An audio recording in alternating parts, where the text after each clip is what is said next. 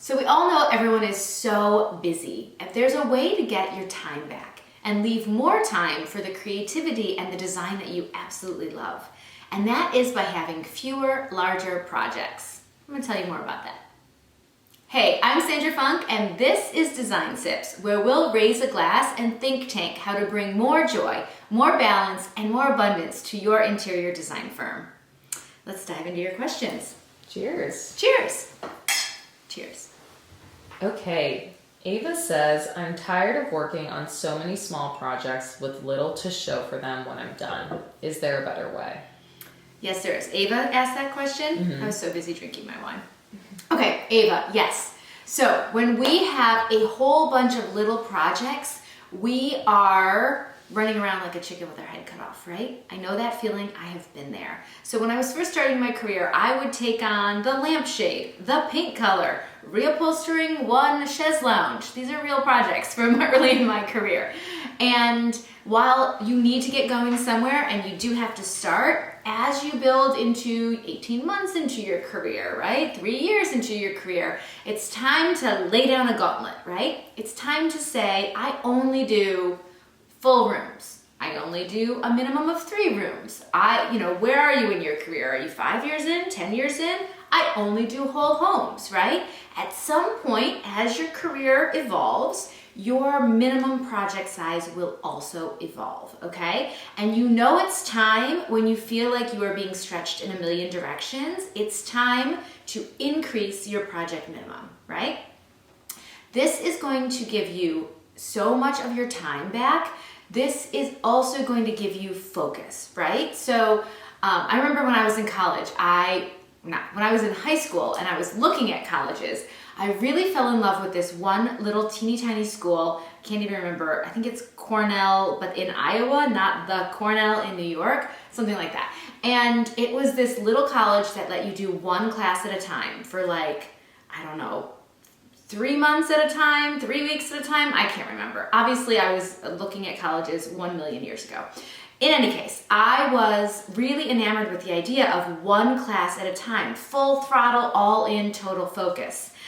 My parents reminded me that I was only going to be having college paid for if I stayed in Michigan, and so I did not go to that little tiny school. And I'm glad I didn't, because that's not how the world works, right? We don't get to focus on one thing at a time, whole hog. We are pulled in a million different directions. But as a business owner, we have more control over what our life looks like than most people, right? So you own your business and you have 10 little tiny projects, right? What if you had 3 good size projects? Same amount of revenue, but more focus, right? More ability to really dig in on those projects.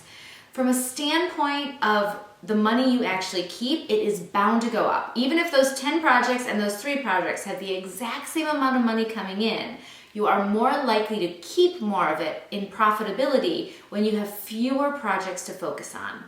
You're sharper, you're changing subjects less, right? You're not doing the kitchen over here and the bedroom over there and the thing over here for all these different personalities, all these different relationships that you have to manage. And that's really the big thing. The fewer relationships that you have to manage, the more time you get back, okay? Because even if you're doing 5 rooms for one client or 5 rooms for 5 different clients, think about all the emails that need to be sent, all the timelines that need to be communicated, all the questions that need to be answered. They are cut by a 5th, right? It absolutely makes sense for you to start moving in the direction of fewer, larger projects as your client flow allows. Absolutely. Cheers to that. Cheers. If you're liking these tips, go ahead and hit the subscribe button and for more. A lot more where this came from. Is there something to say about how you position yourself in your marketing as well that attracts a certain type of project? Yes, so just because we put it out into the world that we are only taking 3 room minimums does not mean that only 3 room minimum projects come to us, right? We have to then back up that intention with marketing that says, this is who I am now, right? I'm evolving, I'm growing, I'm changing. And so that could look like putting that minimum into your potential client process, right? Could be adding it into your call script. It could be putting it on your website as a potential, I might be the right designer for you if you have a project of 3 rooms or more, right? You can definitely put some of that into your marketing. You can put it into your stories and into your Instagram and all the different places where you tell your story. You can mention it when you're talking to past clients. Oh yeah, well, I'm only taking full houses now. We're just making some shifts. We've been growing. Things are going well and we're evolving, right? Just always position it as an incredibly positive thing, right? And then what you really want to make sure you're doing is identifying who your ideal client is. That client that has a little bit more set aside to do a slightly larger project is a different client than is someone who is doing little bits and pieces or one-off pieces of, just need a paint color, just need a lampshade, right? So you're going to shift how you're speaking because you're shifting your dream client. Your dream client is interested in bigger projects, so you need to flow with that as well. Absolutely. And then I think there's a level of vetting and being okay with the word no when you do the wrong client does call. Yes. So when the client calls and they just need that chaise lounge recovered, you need to be able to say, actually, if you're interested in doing the whole room that the chaise lounge is living in, then I am the designer for you. But if it's just the one piece, I actually don't take on projects of that size, scale, scope, etc., right? And with total kindness and leaving with a good taste in everyone's mouth, saying this isn't the project for me. And that is totally okay. If you take on every single project that comes towards you, you are no longer the master of your own destiny. You are a reactionary taking what comes, and you're not in any sort of control of what life hands you. So you really do need to be vetting those clients. And we have this incredible call script that is a great starting point for vetting clients, and then you can make it your own. You can add in your own project minimums, you can add in your own marketing language. It's a beautiful thing. And one of the things that I love to do as you're growing is have a team member take that first phone call instead of you doing it yourself. That allows you to get a little emotional distance from that potential client. I've definitely had potential clients call and say, I'm so excited, I've been saving up, I can't wait to work with you, and I've got my one, I've got this little teeny tiny corner of my room that I want to do, and it's not a fit for me because it's not hitting my project minimums.